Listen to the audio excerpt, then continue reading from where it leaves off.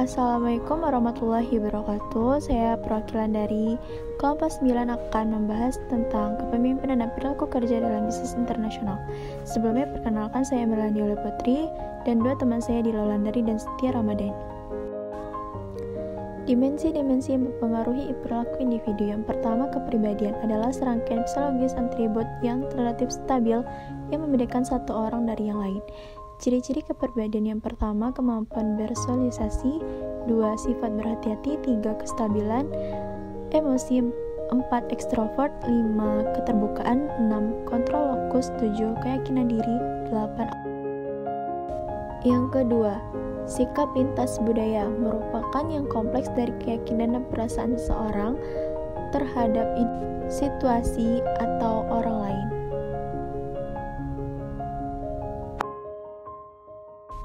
Yang ketiga, persepsi dan stres adalah serangkaian proses untuk menafsirkan informasi tentang lingkungan. Yang keempat, motivasi adalah himpunan keseluruhan dorongan yang menyebabkan orang untuk memilih perilaku tertentu. Yang kelima, kepemimpinan adalah penggunaan pengaruh untuk membentuk tujuan kelompok atau organisasi, untuk memotivasi perilaku terhadap mencapai cita-cita, dan untuk membantu penentukan kelompok atau budaya organisasi. Metode pengambilan keputusan. Pengertian dari pengambilan keputusan adalah memilih salah satu alternatif dari serangkaian alternatif untuk mempromosikan membuat keputusan tujuan tertentu. Model pengambilan keputusan ada dua. Yang pertama, pendekatan normatif. Tahap-tahap dalam model normatif yaitu pengenalan masalah, identifikasi alternatif, evaluasi berbagai alternatif, pemilihan alternatif terbaik, implementasi, tindak lanjut, dan evaluasi. Yang kedua, pendekatan heuristik.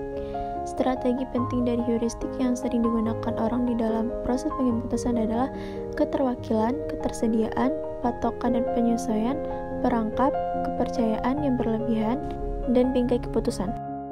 Kelompok dan tim bisnis internasional. Pengertian grup dan tim.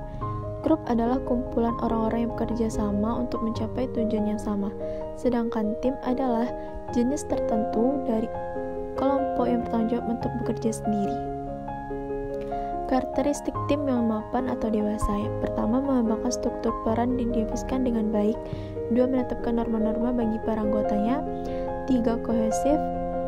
4. Mengidentifikasi pemimpin informal anggota. Jawaban kasus bagaimana Bill Gates mampu memimpin Microsoft. Bill Gates cenderung memiliki gaya kepemimpinan yang partisipatif. Dia percaya bahwa dalam memajukan perusahaan yang dipimpin, diperlukan masukan dari para pekerja, karyawan, dan orang-orang yang bekerja sama dengannya. Di balik kesuksesan Microsoft, terdapat antusiasme dan semangat kerja keras dari seorang Bill Gates yang memotori dan mengarahkan bisnis perusahaan yang mega tersebut. Dia mengerti bahwa dalam suatu bisnis diperlukan adaptasi terhadap berbagai kondisi naik turun dan perubahan-perubahan yang terjadi seiring dengan langkah menuju kesuksesan. Dengan gaya kepemimpinannya, Bill Gates telah menciptakan sebuah perusahaan yang mampu bertahan menghadapi berbagai terpaan badai dengan tetap memancarkan sinar kesuksesan dan berdiri kokoh. Melalui proses yang dilalui, Bill Gates mampu mengembangkan perusahaan yang dapat mendayagunakan setiap kemampuan dari para anggota perusahaannya semaksimal mungkin. Bill Gates tidak memberikan passionnya dalam pengembangan usaha melalui ide-idenya tersendiri.